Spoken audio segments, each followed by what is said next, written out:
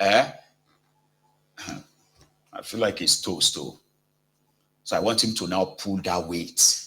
You know, that weight that will make it more like, you see, when I don't see, they see the results. As I don't announce the results, you don't win this. And then the people from these places will be like, no, that's not the real result. And then boom, I say you pay me 100 million naira when the implosion of APC happens. Any punter that can take that, I'll give him. In Nigeria, it's still years ahead, or years away. Say take 100,000. Before 2027, the implosion of APC, Egbekebe will be so ripe, then Tinubu will rig himself. Me, I'm saying it to you right now. He will rig himself. It will be so obvious. Yeah? Because Tinubu style, the way he did in Lagos, I'll give you an idea. If he can't trust his circle, if you can't trust you in his circle, they get rid of you. Use any excuse and get rid of you. Right? And when it is like a year before the election year, suddenly you'll be seeing palliative. I use palliative now. You'll be seeing palliative here and there, including lawmakers. They will give them money to go back to their people and give them food. You know, that time when they were sharing rice. So he will use all these guys, state governors, lawmakers, the rest of them. They will give them so much money. They will say they should go and buy you food. Food is everywhere now, you know, that kind of a thing. Hoping that will ease whatever hardship you have been facing. So even when they start, the rigging, they can even go as far as reducing the price of petrol. That's this Tinubu. Yeah, they can go ahead and reduce it. They can reduce your price of petroleum down to maybe 600 or 700. Like, it will be so obvious that this desperation is now about the validation, so that once you participate in the charade, that's all they need. They can announce any results. Here you go. So Tinubu is going to rig himself in. Tinubu's popularity in Nigeria is tanked. It was never popular to win any election. He never won one. But today is the president of that contraption. So majority believes that it doesn't even need popularity. It doesn't need. But it does. It does need that. Because he needs that for his validation of any rigging. So if he can come and announce himself that Tinubu scored 45 million votes. So what's going to be your reaction? You'll be asking, where are the 45 million people that they announced for Kolu? He's going to rig it. So don't say because people don't have pedigree in that sense, right? What people don't have is that they don't have any free and fair playing field, and they won't have it. I was speaking to my uncle in the US this morning, Taboo, and we're talking about the clouds that Tinubu currently controls, starting with the INEC. He appoints the INEC. He will appoint all the INEC state commissioners. Those ones that are there right now, they are 95% APC card carrying member. You see, people need to pay attention to these things. So I'm not disputing the fact that he won't rig the election, because the rigging starts from the planning totally. That's where it starts from. When you appoint card carrying member of APC, Egbekebe to be electoral returning officers. Returning electoral officers. So what are you playing at? So what I'm kind of like banking on this side is that this so much influence and power ascribed to Tinubu and his gang is also going to be their doom. But it all depends on how they handle it, because all these past criminals who are coming together to form a coalition to fight the current criminals, right?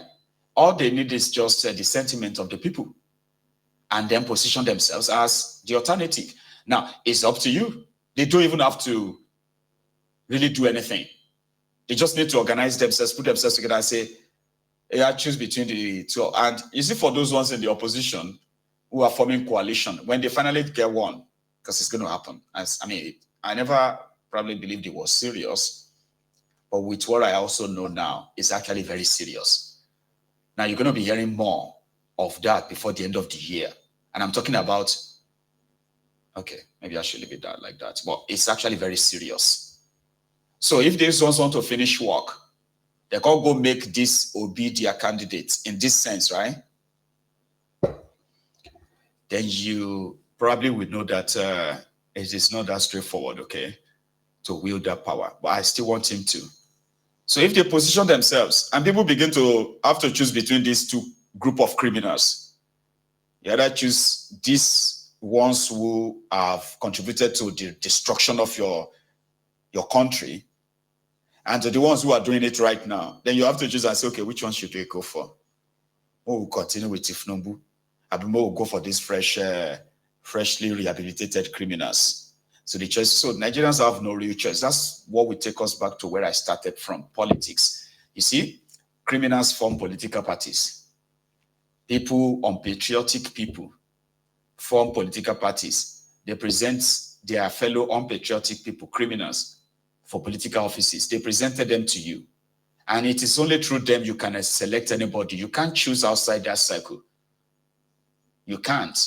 And not only that, it has been so programmed and conditioned in a way that those ones who have now gained access to government have stolen so much that they have made themselves an hegemony. They've made themselves so big that they are considering themselves even bigger than the country. To the point that they will tell you that if I sneeze like this, Nigeria will catch cold. Really? Or because you got a political office for a certain time, you wielded executive power. Suddenly, if you sneeze, the country must catch cold. Kind of people, criminals, unpatriotic criminals. So you have to be interested in politics, and people like us who believe that we need to start afresh. We also have our reasons. You cannot fix a system that you did not create. Don't even try. How do you fix a system that you didn't create, a system put in place to rob you? And suddenly you have this fixed idea to fix something that was put together to enslave you, impoverish you. So all you have to do is just burn it. Yeah, burn it, starting with that fake constitution. Start afresh, renegotiate this entire space and say, okay, yeah, you know what? Do we still want to be in this contraption or not? My choice. But I don't have that kind of political influence or even the street influence. But I am going to have that someday, maybe soon. Because something has to happen. Apart from that, everybody would have to be at the mercy of these guys because they are the ones produced by the system for you to choose from.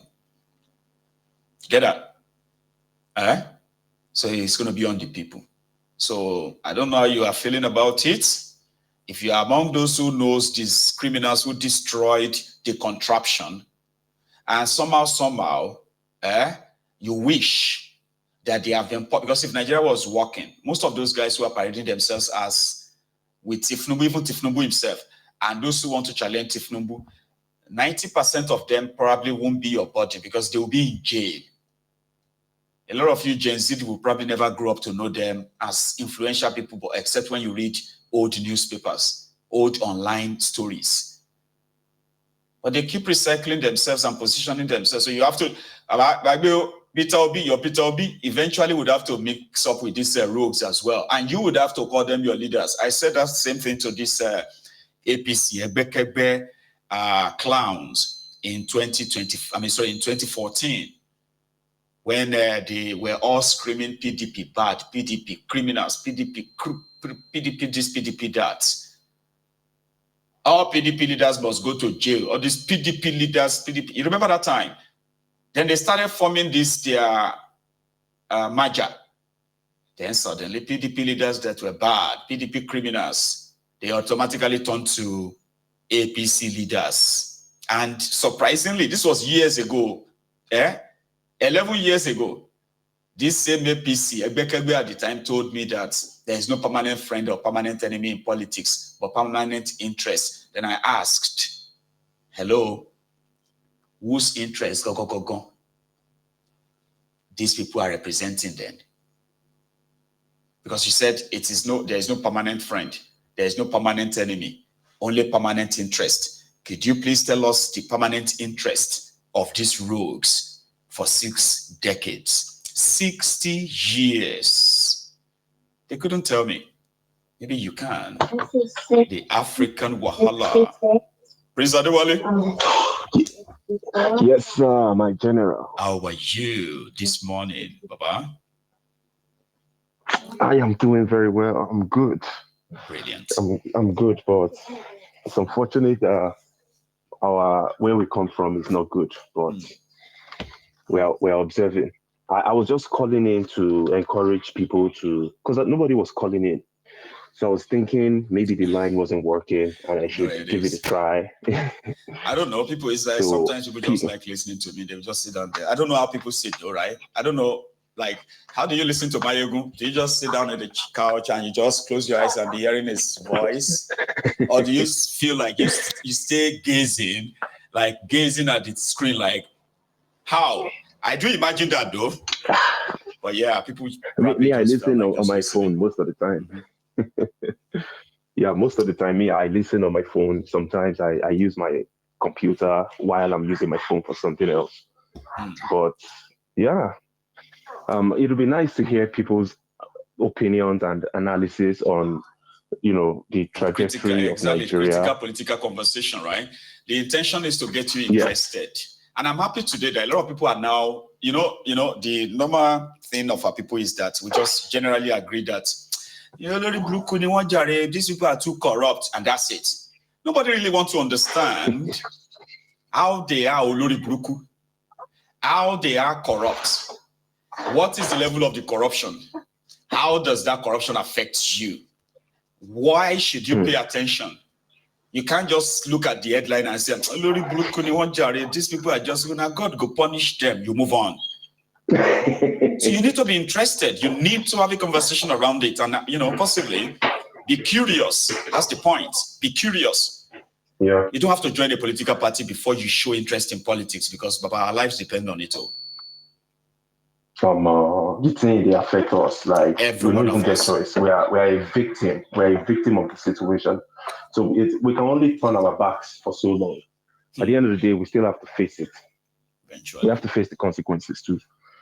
And me, I just wanted to advise my young Nigerian youths, don't be like us. Our own generation is already conquered.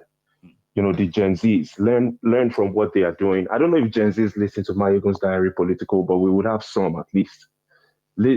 Listen to what they are doing in Togo. Mm-hmm. Listen to what the Kenyan Gen Zs are doing. That's the only way. In my own opinion, I know other people might disagree. I have these conversations with especially the AAC members, the Showore people. I have a lot of conversations with them. And they, I don't want to be the guy that douses their enthusiasm about 2027. Because I tell them that, listen, 2027 is gone. It's going to be reached. Absolutely. But they tell me that, oh, no, you just have to, you can't just let it be rigged. You have to participate. They make some sense, to be honest. I'm not saying I'm smarter than them, but I'm just being realistic. In my own opinion, the only way to get rid of these criminals is to do what they are doing in Togo and to do what they are doing in Kenya. That's it. But it's unfortunate that most of our Nigerian youths, even the millennials, even the ones above the millennials, the ones in their 50s, many of them, they spend most of their time talking about Chelsea, Manchester United, Arsenal, Burna Boy, Wizkid's Bugatti. Davido is the richest in Africa. See, listen, the Nigerian youths, you've lost your authority to ever coach any other African youth. Honestly. You've lost your status as the giant of Africa. You are nobodies. You have become a conquered people. We're all conquered, not just you. So for you to reinstate your integrity and your dignity, you need to implement what they are doing in Togo. Togo, for 58 years, they've had the Yansigbe's destroying their country. You know? And we all made fun of them.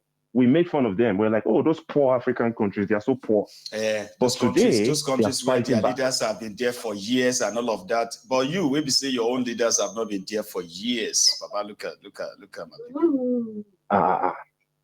Togo still get hope past us now. As messed up as Togo is, they are not as hopeless as Nigeria. Nigeria is completely hopeless. And the only way Nigeria can maybe restore some dignity is for the people to rise up against the government and completely topple everything, chase them away. That's it. That's the only way out, in my own opinion. I don't know any other way out. Maybe when the people eventually rise up, what happened is NSAS, if that could have been sustained and it kept on growing and growing, yes, people would lose their lives, unfortunately, because you think about it, the police, the soldiers that killed the people for protesting for a better country, they are also victims of the country. That psychology is the worst. It's something I can never understand. You are a victim of a country. This country has made you poor. After you kill people because you're protecting the corrupt politicians, you go back to your barracks that looks like hellfire. Your barracks is stinking. You are poverty-stricken, but you are protecting corrupt politicians that made you poverty-stricken. When you get injured as well, you still have to possibly treat yourself. You come on Facebook, you come on Facebook and TikTok and be begging, hey, come and donate money. The Boko Haram shot me. Look at my legs, they've amputated my leg. Come on. That's Nigeria. And I don't see. Nigeria is crazy, bro. Nigeria is insane. I'm telling you. But I just wanted to call in to encourage people we need to keep our people abreast of all these happenings. Okay. Because somehow, like people have acknowledged on this platform many times, it has helped them to actually be able to understand and process some of the things about this contraption that they've been unable to understand why. Now, what is now next is, what are we doing about it? What are you willing to do about it? What are you going to do about it? That's the stage that we're getting to right now. And it took us a while to be able to get a lot of people to understand how messed up things are. Well, I don't think it's going to take us the same time to get people to understand that action has to be taken, like beyond talk. We'll get there. Yeah, we will. That question that you asked, I want to take it as a personal challenge for myself. What am I willing to do about this evil contraption? It's a rhetorical question, okay? I'm not expecting anybody to say it. You just sit down and be like, wow, what am I willing to do if I have to do something? How far can I go? What can I really do if you know what I mean? It's something that people need to reflect on and say, you know what I mean? Like, ask themselves, what can you really do? Because protests won't do it. Elections won't do it. So what are the options? And I have an answer. I have an answer for myself, for my own self.